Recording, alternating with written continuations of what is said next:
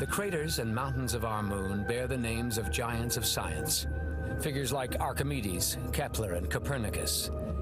There is also a crater honoring someone called Jack Parsons. There are some who would rather he had been forgotten. Perhaps that's why his crater is on the dark side of the moon. So the founding of modern rocket science is absolutely allied and connected with black magic. Broadcasting from the floating pie pan in the sky at Groom Lake Analog Recordings. Welcome to Tarantulas Dream TV. Now here's your host, Samba. Hello, everybody. Hello, my little chickens. Welcome to Tarantulas Dream TV. I am your host, some sort of ghost. I like toast. I don't think I have the most, but I am your host. We're not hitchhiking anymore. Samba. There we go. Back again for another week of shows over here on the old Instagram, the old Zuckerberg Instagram. Phone number for the show is 520-704-7820. 9:30, opening up the phone lines for everybody for open lines, so please save your questions for then. Tonight we're getting into the occult history of our space program of NASA, so hopefully this will be a fun show for everybody. I know it was a fun show for me to put together, so let's get into some of this delicious night meat. Well, before that we'll get into our typical, thing we do over here. Talk about some headlines. First headline of the night comes from CBSNews.com. NASA's Perseverance rover on course for Mars landing this week to search for signs of life or of past life.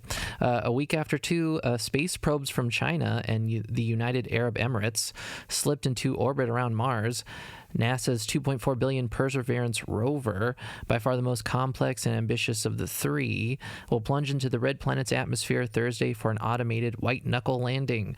If it survives the 7 minutes of terror from atmospheric entry to its rocket-powered touchdown in Jezero crater, the nuclear-powered Perseverance will proceed on its mission to search for evidence of past microbial life in deposits left over from a now-vanished lake. Perseverance is our robotic astrobiologist, and it will be the first rover NASA sent to Mars with the explicit goal of searching for signs of life, said Robert Zurbuchen, NASA's chief of space operations. It will build upon what we currently know from our previous rovers, orbiters, and landers, and it will attempt to answer an age-old question that has eluded humanity for generations: whether life has ever existed elsewhere beyond our own planet Earth. So let's see what happens with this rover over here, Perseverance. Now, further on in the article, it kind of gets into sort of the collection and how they're going to do it.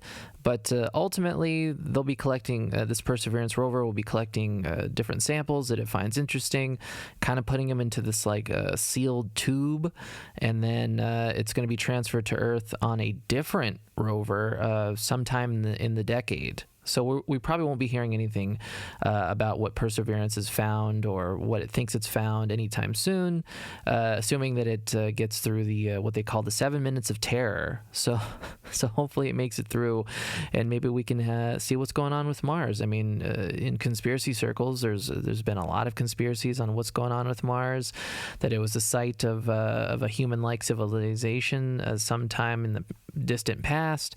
Maybe even humanity was seeded from some sort of microbial DNA from Mars. So who knows what Perseverance will find out there, but Godspeed, little doodle. And our next headline comes from thehill.com. Parler announces official relaunch, says it is back online. Parler on Monday announced that it is officially relaunching its platform, and it will no longer have to rely on big tech to operate. The announcement says the platform has been rebuilt on independent technology, giving it the freedom to run as they see fit after the company was deplatformed by major app stores and web services in January following the riot at the Capitol. When Parler was taken offline in January by those who desired to silence tens of millions of Americans, our team came together, determined to keep our promise to our highly engaged community that we would return stronger than ever, Mark Meckler, interim CEO at Parler, said in an announcement. Parler was suspended from Amazon's web hosting services and from Apple's App Store after after the riot, when it was found to be full of discussions by users about invading the Capitol. Amazon and Apple did give Parler the chance to change its content moderation policy, as it had few rules of what it could be published on the platform. Instead of changing, Parler has moved to a place where it says it can restart without restrictions. So if anyone on the chat over there, looks like there's just my in-studio producer, Totataban, if you're a user of Parler over there, I hope you aren't, but if you are, it looks like you're back in the game. Or if anyone else tuning in later on, if you're a user of Parler, there you go. They're coming back hot and heavy over here. Apparently, they're still not going to be moderating anything, so I'm sure that's going to turn to a real S show over there in Parler real quick. But there you go. Parler's back online. Anyways, that's headlines for the night. Now, right before we get into the glorious meat of the night, I want to highlight one more quick little thing over here on Tarantula's Dream TV. I hope I don't get a copyright strike. I don't think so, because I play copyright stuff on here all the time. But there was a new little commercial that was released from Mountain Dew over here. So there you go. There was the Gremlins franchise making their appearance back in the spotlight over there. Love me some Gremlins, so I was happy to play this little commercial. So please check it out on YouTube or wherever you watch your commercials these days. Let me know what you think about the new Mountain Dew spot and their tie-in with Gremlins and Gizmo. Love me some Gizmo, so I had to throw that up there real quick. Anyway, let's get into this glorious meat of the night. Hell yeah. So tonight and this week, we're getting into one of my favorite topics, the occult and NASA. Now, the reason why this is one of my favorite topics to talk about specifically is because it kind of goes beyond the realm of conspiracy theory.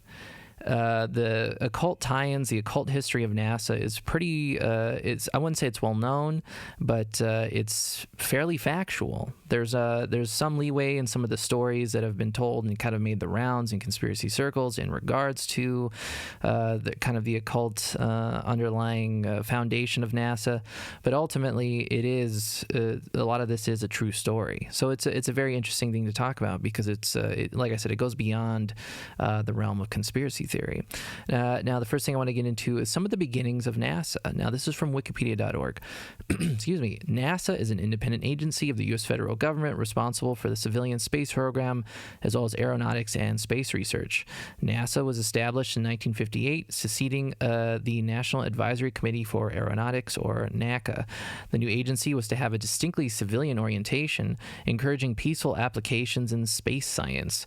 Since its establishment, most U.S. space exploration efforts have been led by NASA, including the Apollo moon landings, the Skylab space station, and later the Space Shuttle.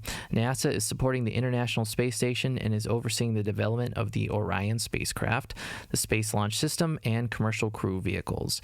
The agency is also responsible for the Launch Services Program, which provides oversight of launch operations and countdown management for uncrewed NASA launches.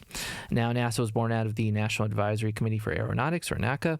In 1957, the Soviet space program successfully launched the world's first artificial satellite, Sputnik 1. This launch prompted an immediate response from the U.S., who frantically began to invest in their fledgling space program. Now, the NACA director, Hugh Dryden, published a response to what was then known as the Sputnik crisis, stating, "It is of great urgency and importance to our country, both from consideration of our prestige as a nation, as well as military necessity, that this challenge, Sputnik, be met with an energetic program of research and development for the conquest of space. It is accordingly proposed that the scientific research be the responsibility of a national civilian agency. NACA is capable, by rapid extension and expansion of its effort, of providing leadership in space technology." Now, NACA was then tasked with all non-military space activity. With ARPA, or the Advanced Research Projects Agency, being formed to handle developing space technology for military applications. Now, on July 29th, 1958, then President Eisenhower signed the National Aeronautics and Space Act, establishing NASA, thereby absorbing NACA. Now, NASA began to find success after the recruitment of German German rocket scientist Werner von Braun, who was moved over from Germany after World War II in what is known as Operation Paperclip. Von Braun worked with the Nazis on their rocket development program. Operation Paperclip moved over 1,600 scientists from Germany after the war. Many conspiracy theorists have pointed out the Nazi scientists' involvement with our space/rocket program as proof of the agency's occult foundation. Now, Nazis and the occult. Now, although it's just way too much to dive into for this particular week's broadcasts, Nazis have been rumored to have engaged in occult practices in an attempt to dominate its enemies and eventually the world. An interesting thing of note is that to the public, Nazis have actually decided to shut down any organization associated with esoteric beliefs, separating themselves from the occult. It is estimated that between 80,000 and 200,000 Freemasons were murdered under the Nazi regime. However, rumors have swirled around the decades concerning supposed Nazi activity regarding UFOs and their connection to the Thule Society or the Vril Society, as well as a Nazi base at the South Pole known as New Swabia, and the potentially hidden technology hidden there and the occult power that was used to power the crafts and weapons. Now, Werner von Braun. Werner von Braun, as mentioned before, was a German rocket scientist gaining high praise for his work on rocketry during his time working for the Nazi SS. He helped design and develop the V-2 rocket, the world's first long-range guided ballistic missile. It was also the first artificial object in space. In 1945, von Braun and his team surrendered to the American forces, who was then recruited into the U.S. under Operation Paperclip. Von Braun was integral in developing the rockets that ultimately led to putting the first American into space, Alan Shepard. His work on the Saturn V rocket brings the U.S. into the space age. Von Braun has been the subject of many conspiracy theories, one involving the true, quote-unquote, true nature of NASA and the space program, which was the launching of space-based weapons, or the Star Wars program, that would be used to lock down the world's population and usher in the New World Order, otherwise known as the Illuminati. Now, I do have a little video clip here. This is someone by the name of Dr. Carol Rosen, who is an aerospace executive for the Fairchild Industries, which is an American aircraft and aerospace manufacturing company. Dr. Rosen met von Braun in the 70s, where he supposedly shared information of the future NWO takeover. So let me play you this little clip of Dr. Rosen talking about some interaction she had with Werner von Braun, kind of letting her know about the real, what really NASA and what the actual space program is up to.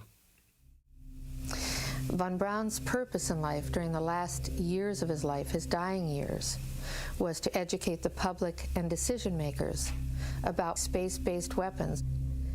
First, the Russians were the enemy against whom we're going to build space-based weapons. Then terrorists would be identified, and that was soon to follow. In 1977, I was at a meeting in Fairchild Industries, and in that room were a lot of charts on the walls with enemies, identified enemies, names that people had never heard of, names like Saddam Hussein and Gaddafi. But we were talking then about terrorists, the potential terrorists. No one had ever talked about this before. And they continued the conversation about how they were going to antagonize these enemies, and that at some point there was going to be a war in the Gulf. According to these theorists, after the military-industrial complex had its war against terrorism, the next enemy that Dr. von Braun identified on Earth would be third world country fanatics. But with no more enemies left, the people would soon be taught to look to space. The next enemy was asteroids. Now, at this point, he kind of chuckled the first time he said it. Asteroids, against asteroids, we're going to build space-based weapons. So it was funny then.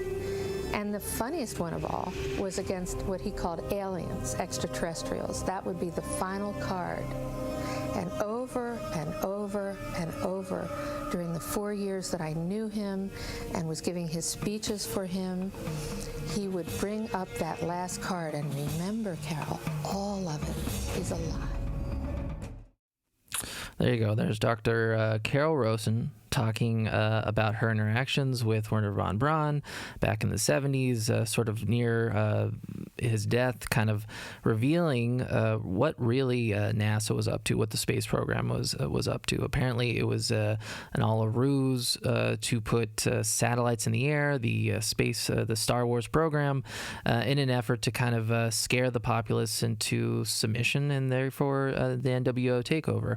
Now, what does this have to do with the occult? Now, I've talked about the NWO a number of times on the show. I've talked about the Illuminati, but one of the theories with the NWO and the Illuminati is that they are a global cabal of bankers and rich elite who are trying to usher in this new world order that's essentially a tool of Satan, of the devil, of some sort of reptilian space gods, something like that. So essentially a very clandestine, a secret organization that does have ties to the occult. And so that's where his kind of connection comes to when it comes to the occult.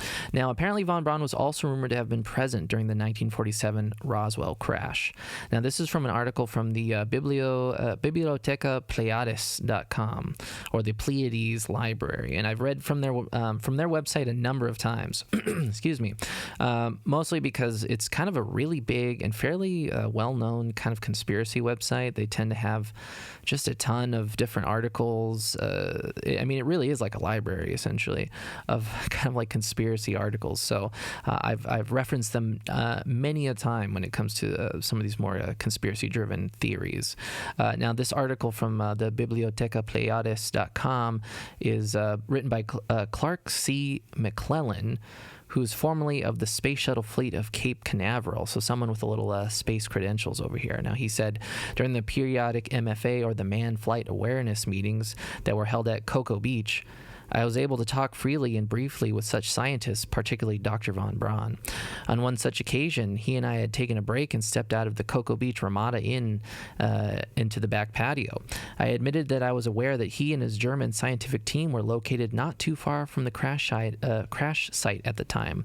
They were launching captured V-2 rockets from the White Sands testing range. On this night, I asked him a question concerning the Roswell incident that caused his eyebrows to raise. Did the Roswell incident in fact happen? Was an alien craft recovered along with alien bodies?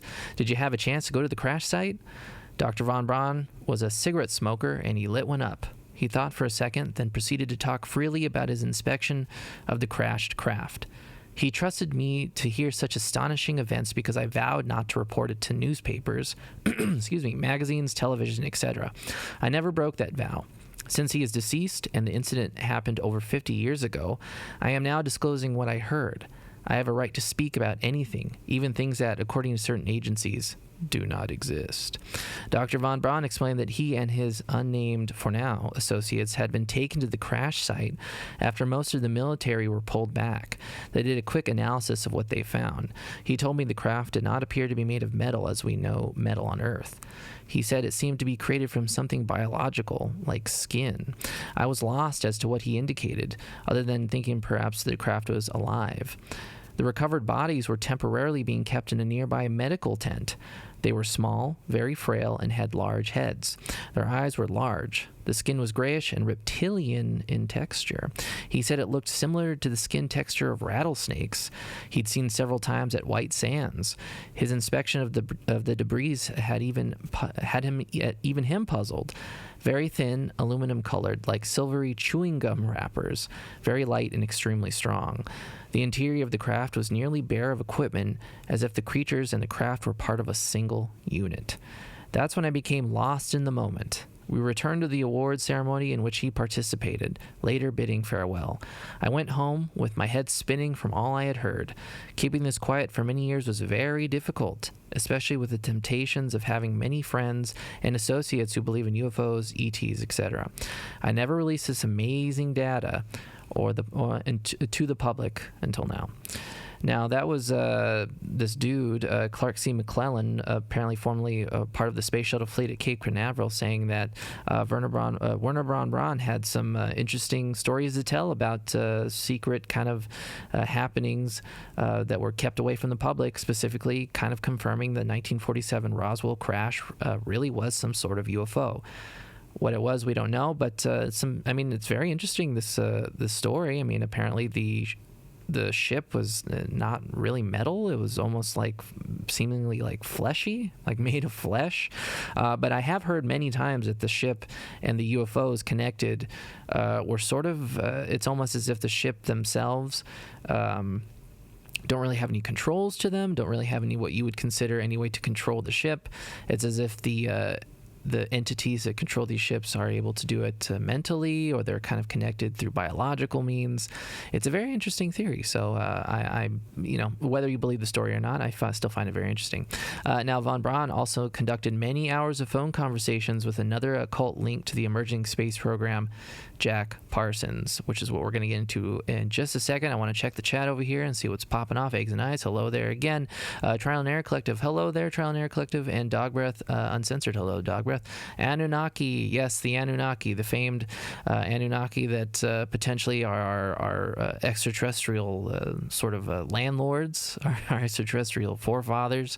I don't know, sort of the engineers of Ridley Scott's Alien series. I don't know the Anunnaki, but again, and the Anunnaki also sort of have a very occult kind of connection as well.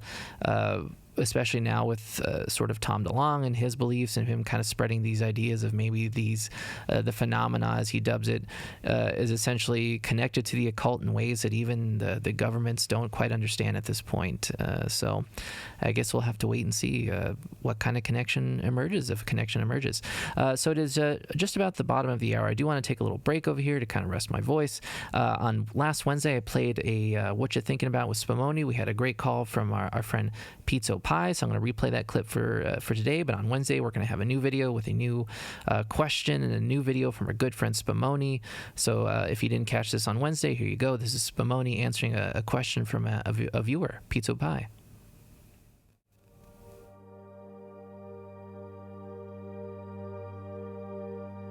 Hello, my cosmic cashews. Spumoni here, cruising around time and space, ready to answer your questions on anything. And I mean anything. Tonight's question comes from Pizza Pie. She says, hello, Spumoni Hotline. This is Pizza Pie in the Sky. Speaking of conspiracy theories, I just watched a really quite harrowing documentary about Britney Spears, and I wanted to know what you and your alien species are going to do to help free Britney. Or if you have advice for what us as Earthlings can do to help free her, get her out of this conservatorship situation, please let us know. Thank you. Pizza Pie, thank you for that wonderful question. On my planet Vestigio, we don't have what you call a conservatorship. In fact, I had to search the galactic database just to find out what it meant. After researching the human dubbed Britney Spears, I have to say it sounds quite awful what has happened to her. Unfortunately, my kind cannot interfere with the affairs of humans, per the Interdimensional Ant Farm Treaty of the Galactic Federation, regardless of how much of a bop Hold It Against Me is. However, the fact that so many human people are talking about her and her situation, along with re-examining how she and other women have been treated by the media, show that humans are ready to speak out and take action against those beings who have been taking advantage of unfair and exploitative human social conventions and hierarchies.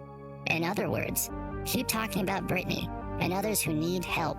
I will amplify those signals across the Milky Way and to the Galactic Federation, and free Britney.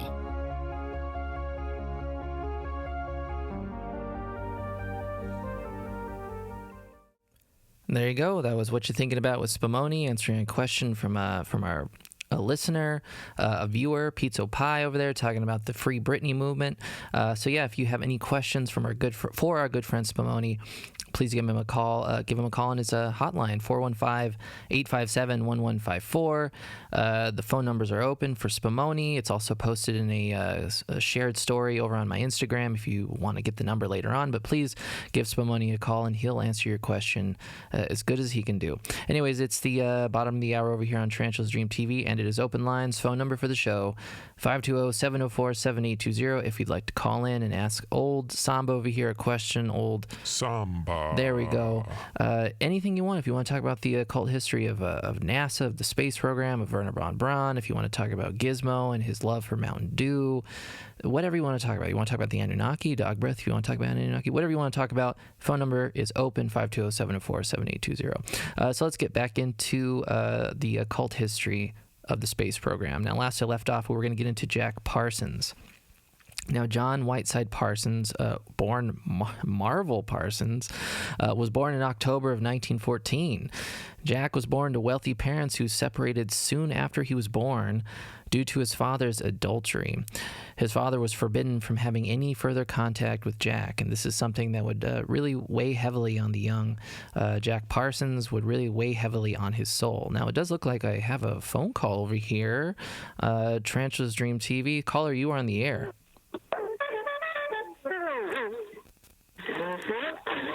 Hello? Hello, who is this? This is Agent J. Oh, hello, Agent J. Nice to have you back on the show. It's good to hear from you. It's been a long time, even for me. Now, time is relative for you, so, I mean, I don't really know what that felt like for you, but yes, it certainly felt like a very long time for me. I'm glad to hear your time traveler voice. How you doing? I'm doing okay. I'll tell you. It's been a long time because I've been hanging out a lot in the past. Oh, anything interesting of note you'd want to share with the viewers about what you've seen in the past? Yeah, sure. I mean, well, so I kind of broke a little rule, which is to not go and spy on particular world leaders or people who are in certain roles.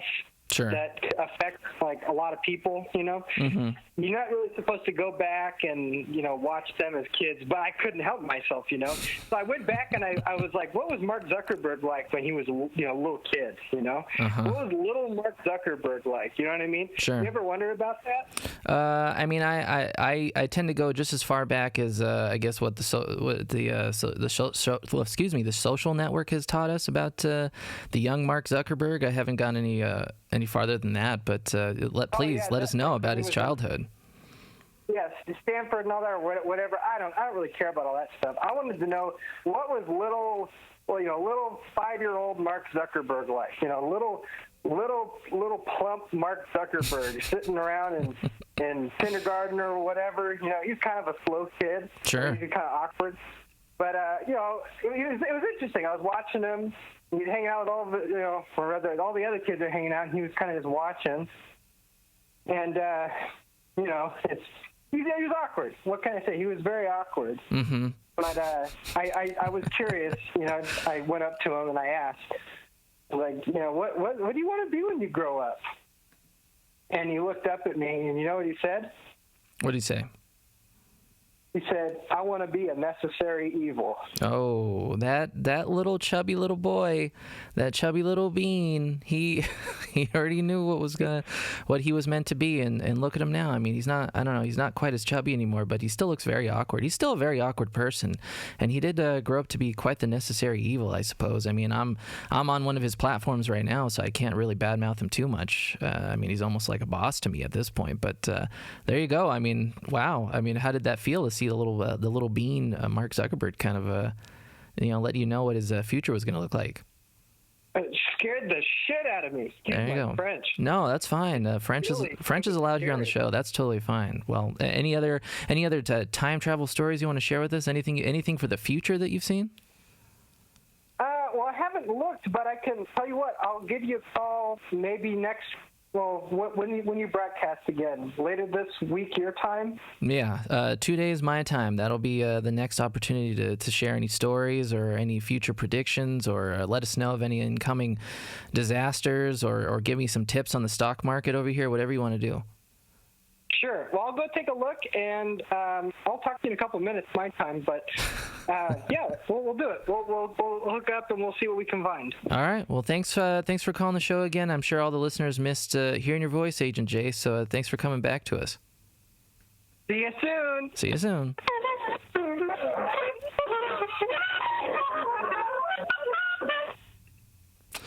There you go. That was time traveler extraordinaire, Agent J over there, gracing us with their presence, letting us know about an odd interaction with a young Mark Zuckerberg, a baby Zuckerberg. I don't know.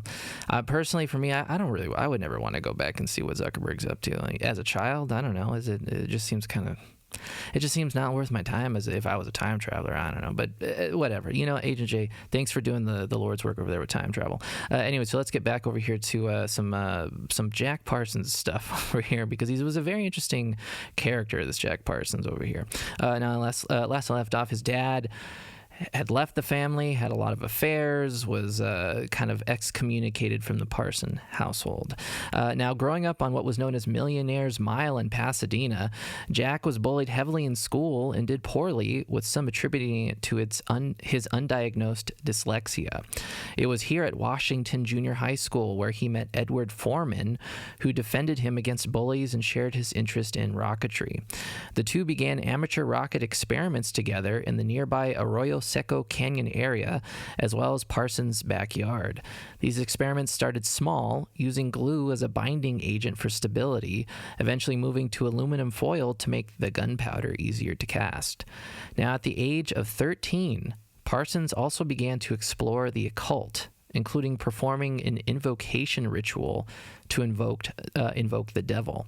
This invocation scared him immensely, as he believed the ritual was successful. He subsequently stopped these experiments.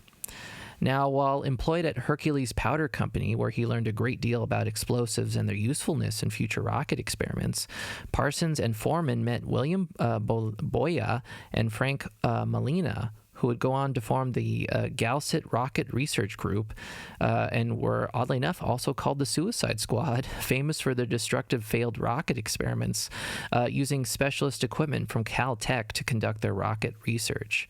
Now, Parsons and Company formed the Jet Propulsion Laboratory, or JPL, in 1943 after successfully testing and manufacturing JATO, or Jet-Assisted Takeoff rockets for the Army.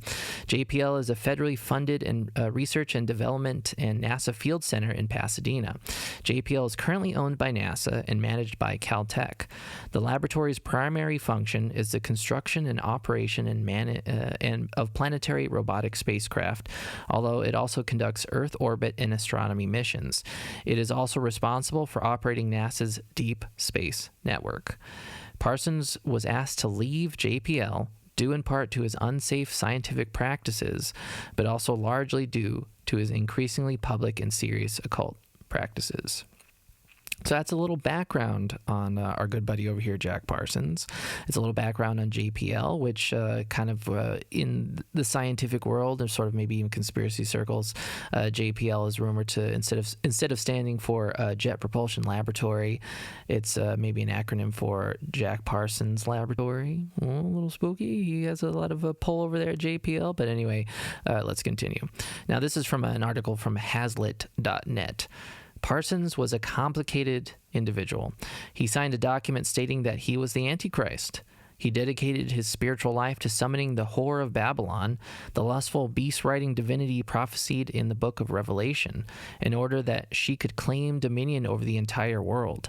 Parsons was born on October 2nd, 1914, which happened to be the date that Charles Taze Russell, the founder of the Jehovah's Witnesses, claimed would usher in Armageddon. So already, some spooky vibes coming from Jack Parsons.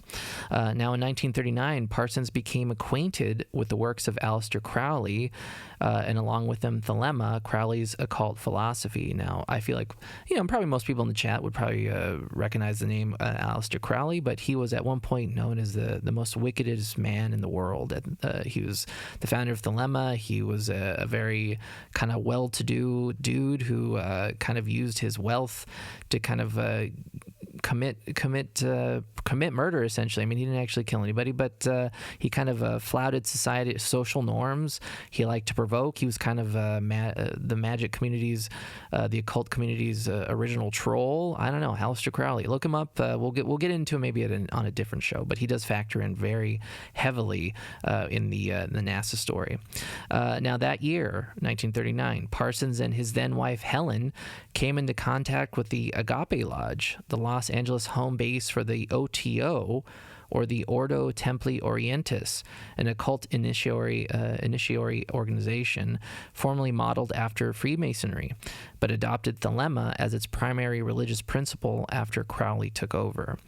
Now, the lodge, under the leadership of Wilfred Talbot Smith, welcomed Parsons. Parsons began to refer to Crowley as his father. Again, he obviously had abandoned any kind of connection with his birth father. His father was not around for him when he was a child. I believe his father had a son from a different marriage who Parsons met one time, and that was it. So he definitely was longing for a father figure, and he found it in Crowley.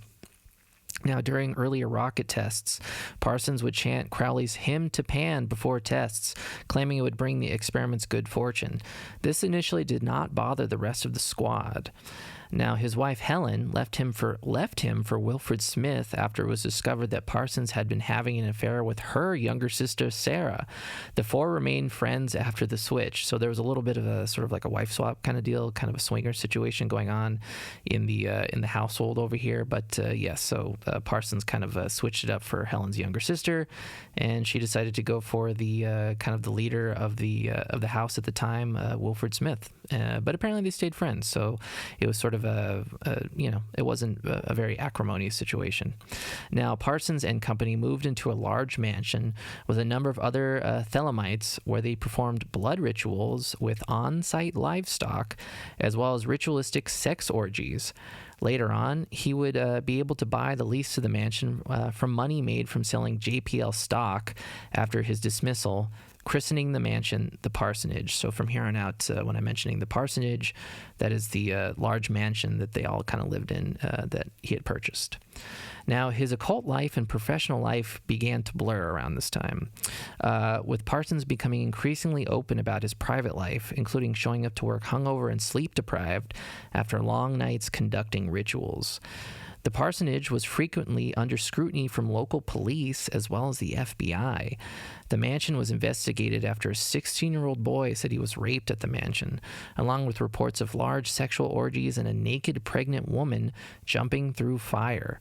Parsons' reputation as a rocket scientist who worked with the military helped soothe the FBI and the police, who claimed to have found no evidence of wrongdoings. He was kind of able to wiggle out of any kind of real investigation from the FBI, who, from all the reading I've done, were really investigating Parsons because they thought potentially with sort of the satanic elements going on, kind of being rumored to be happening at the parsonage, they were worried that this was an issue of national security for whatever reason, that maybe he was spilling kind of secrets from the space program, the burgeoning rocket program during these satanic rituals, and who knows. But apparently that's why the FBI got involved, but he was able to kind of just, using his sort of clean-looking demeanor and the fact that he was a very smart individual and working with the military, was able to kind of skirt any investigation.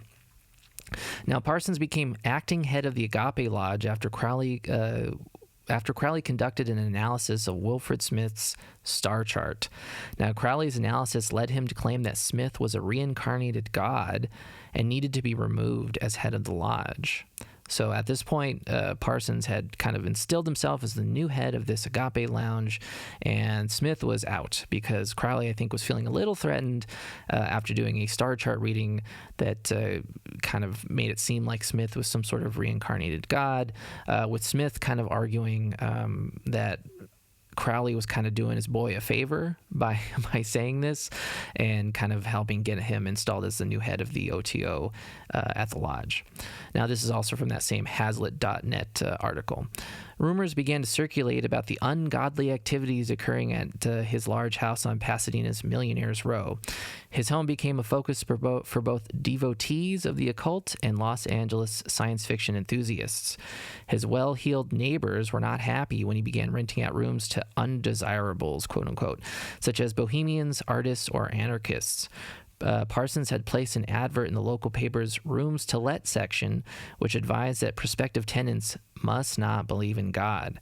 His bedroom was his main temple, where he regularly performed a black mass in black robes with a group of Crowley's followers. One visitor recalled how two women in diaphanous gowns would dance around a pot of fire surrounded by coffins topped with candles. All I could think of at the time was if these robes caught on fire, the whole house would go up like a tinderbox. Sexual magic and drugs play an important role in Thelemic ritual magic due to their ability to create changes in consciousness. Parsons wrote a poem called Oriflamme, or Oriflame, which began, I hate Don Quixote, I live on peyote, mushrooms, marijuana, morphine, and cocaine. I never knew sadness, but only a madness that burns at the heart and the brain. Now, this is from Vice.com. Rocketry postulated that we should no longer see ourselves as creatures chained to the earth, but as beings capable of exploring the universe.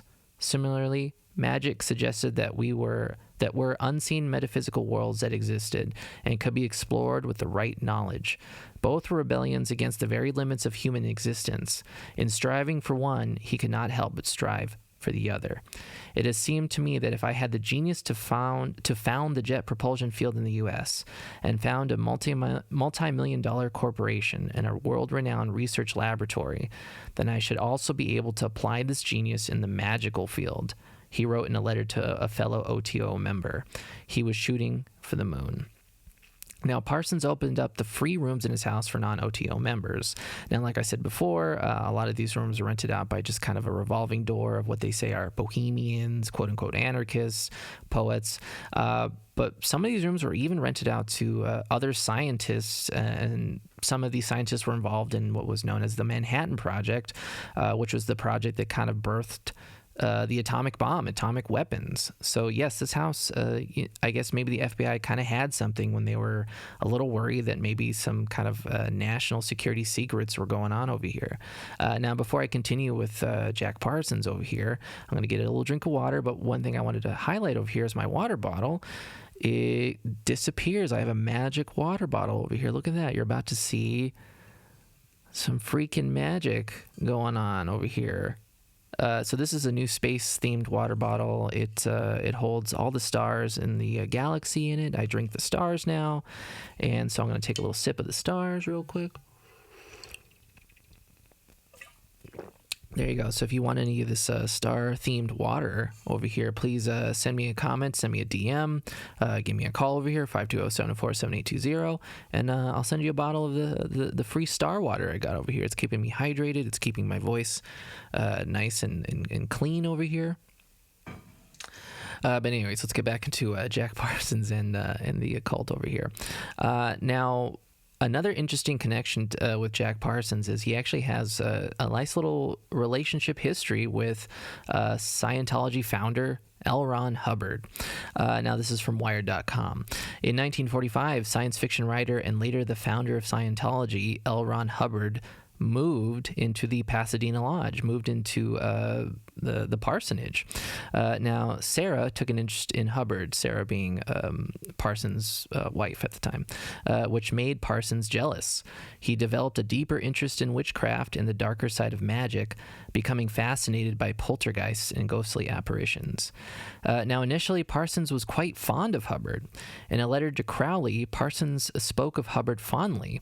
He said, "Hubbard is a gentleman. He has red hair, green eyes, is honest and intelligent, and we have become great friends. He moved in with me about 2 months ago, and although Betty and I are still friendly, she has transferred her sexual affection to Ron." Now, Betty is another name for Sarah. "Although he has no formal training in magic, he has an extraordinary amount of experience and understanding in the field. I deduce that he is in direct touch with some higher intelligence. He is the most Thelemic person I have ever met, and is in complete accord with our own principles." So he had a very high opinion of L. Ron Hubbard right from the get-go, which would unfortunately kind of be part of Jack Parsons' downfall that we're going to get into right now. Now, there's something strange going on, wrote Jane Wolfe in a letter to fellow OTO member Carl Germer. "Our own Jack is enamored of witchcraft, the Humfort, voodoo. From the start, he always wanted to evoke something. No matter what, I am inclined to think, so long as he got a result." Now, in a bid to conjure up a new lover, because Sarah had decided to just sort of fall in love with L. Ron Hubbard over here. He took part in an extraordinary ritual where he would masturbate onto magical tablets to the sound of music. Now, after his girlfriend ran off with Hubbard, he decided to create his own girlfriend and summon an elemental. Now, this was known as the Babylon Working, an attempt by Parsons to incarnate an actual goddess on Earth known as the Scarlet Woman. For weeks, the two of them engaged in ritual chanting, drawing occult symbols in the air with swords, dripping animal blood on runes, and masturbating in order to impregnate quote-unquote magical tablets. Now, Hubbard gave Parsons a warning in regards to Babylon, the Babylon Working. He said, "She, or Babylon, is the flame of life, power of darkness. She destroys with a glance. She may take thy soul. She feeds upon the death of men. Beautiful, horrible. She shall absorb thee, and thou shalt become living flame before she incarnates." Now, I want you to keep this L. Ron Hubbard warning to Parsons in mind, because it will come back again to bite Parsons in the old butt. Now, after the first successful Babylon Working, Parsons encountered Marjorie Cameron, a woman recently discharged from the Navy with scarlet red hair. He took this as a sign that the ritual was a success and that Cameron was the Scarlet Woman. Now, after the first 2 weeks after meeting, Parsons and Cameron spent their time in Parsons' bedroom, the main ritual chamber at the parsonage. Parsons considered this time to be fulfilling the rest of the Babylon Working, with the end result being the birth of a child, the goddess Babylon. Now, according to Cameron, she was completely unaware of her part in the ritual, and she said, "I didn't know anything about the OTO. I didn't know that they had invoked me. I didn't know anything, but the whole house knew it. Everybody was watching to see what was going on." Cameron did indeed become pregnant, but after finding out, she decided to have an abortion. So, and I didn't find anything on Parsons' reaction to that, if he even knew about it. Cameron was in New York at the time, and when she found out and had the abortion, and so I'm not even sure if she even told Parsons about it, who I imagine would probably be fairly upset, as this was supposed to be the Babylon, the goddess of the Thelema, of the Thelemic religion. So this would have been quite a big deal to Parsons had he found out about it. And he might have known about it, but I wasn't able to find any information on if he had heard about it. Now, Hubbard eventually scammed Parsons out of $20,000 on a boat buying scam, leaving the parsonage with the money and his wife and Parsons' former wife, Sarah. This angered Parsons, who conducted a ritual to invoke a thunderstorm. Now, shortly after, Hubbard's boat was hit by a massive storm at sea, forcing both he and Sarah to abandon the ship and flee to land. Now, this is from wikipedia.org. When Cameron departed for a trip to New York, Parsons retreated to the desert, where he believed that a preternatural entity psychographically provided him with Liber 49, which represented a fourth part of Crowley's The Book of the Law, the primary sacred text of Thelema, as well as a part of a new sacred text he called the Book of Babylon. Parsons recounted having an out-of-body experience invoked by Babylon, who astrally transported him to the biblical city of Chorazin, an experience he referred to as a black pilgrimage. Accompanying Parsons' Oath of the Abyss was his own Oath of the Antichrist, which was witnessed by Wilfred Talbot Smith, the former leader of the OTO, of the Lodge. Now, in his oath, Parsons professed to embody an entity named Beleriand Armilus al-Dajjal, the Antichrist, who would come to fulfill the law of the beast, 666, or Aleister Crowley. Now, viewing these oaths as the completion of the Babylon Working, Parsons wrote an Iliast autobiography titled Analysis by a Master of the Temple, and an occult text titled The Book of Antichrist. In the later work, Parsons, writing as Beleriand, prophesied that within 9 years, Babylon would manifest on Earth and supersede the dominance of Abrahamic religions. Now, that doesn't quite seem to have come to pass, depending on your point of view, and you would kind of theorize who Babylon is. If this thing was actually real and came to pass, Babylon could have been seen as the space program, which is a theory in conspiracy circles.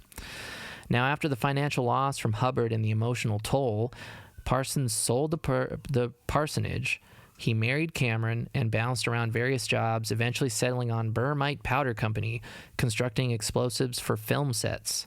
Now, this is from that Hazlitt.net article. An explosion ripped apart Jack Parsons' home on June 17th, 1952. It can be heard nearly 2 miles away. Parsons was at the very heart of it. His right arm was never found, so must have been closest to the source of the explosion. Much of his right jaw was gone. His shoes were shredded by the blast, and his remaining limbs were shattered. He was found alive by his neighbors in the rubble of the firestorm. Papers were both technical and occult, floated through the air. He died 37 minutes later and was still just 37 years old. His last words were, "I wasn't done." Fitting for an antichrist, perhaps. The opposite of Jesus's, "It is finished." And that is sort of the end of the story when it comes to Jack Parsons and his occult ties with NASA and JPL, the Jet Propulsion Laboratory. He is definitely seen as sort of one of the fathers of modern rocketry. Without him, a lot of space launches probably would have taken decades longer to get off the ground. And with us being in sort of this like space race with the Soviets, his contribution to NASA and jet propulsion was, you couldn't put a price on it at this point. So he is definitely seen as sort of, like I said, one of the fathers of modern rocketry. And he was also a heavy occultist. It's something that, from what I gathered reading, is something that NASA and JPL tend to kind of brush under the rug a little bit. They tend not to talk about that a lot. They tend not to kind of highlight the fact that Jack Parsons was so heavily indebted to his occult beliefs, his beliefs in Thelemic, as well as sort of his just sort of freewheeling, kind of anything goes sexual lifestyle. These are things that something like NASA and JPL, organizations like this, just kind of don't want discussed.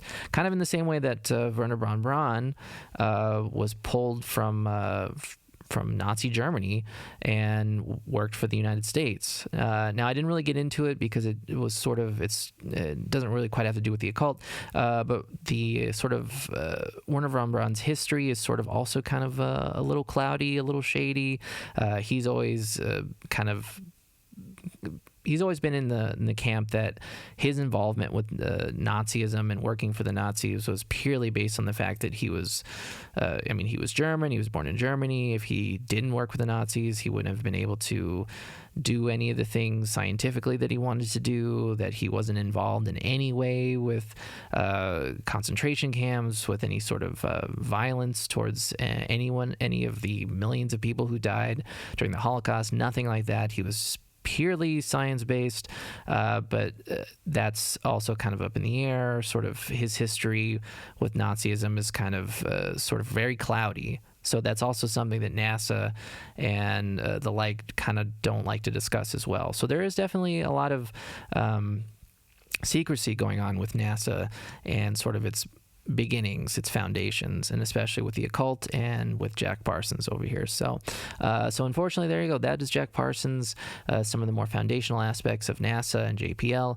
On Wednesday, we're going to get into a little deeper into NASA and its occult, its kind of occult connections, some more modern conspiracy theories involving that. We're also going to be taking a look at a little documentary over here, the Ion of Horus, that's going to be kind of discussing a lot of the occult connections with NASA. We're going to be taking a look at that documentary. We're going to be discussing it a little bit. I'm going to be talking about it, maybe even live here. I might pull it up. We can watch it and kind of discuss it.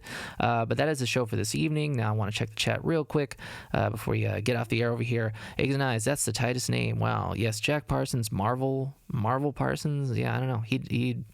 He didn't want to be called Marvel. I don't know. He wanted to be called Jack. I don't know. Jack's a pretty cool name, too. But Marvel, I don't know too many people named Marvel. And Trial and Error Collective. Ooh, the Season 2 premiere of Agent J. Yes, I want to thank Agent J for giving us a call over here on the program. I'm excited to hear more from our resident time traveler, and they can give us a little more insight into what's going on in the future, what they've seen, and what's to come. Because who doesn't like a little foreknowledge about what's coming on with the future over here? Now, before I get off the air tonight, I want to kind of talk frankly over here about the show. So I've been kind of contemplating a lot of things. I've talked to Tataban, my studio producer, about things, and it's something that I don't want to necessarily have to do, but it is something that I feel like is it's definitely weighing on me a little bit.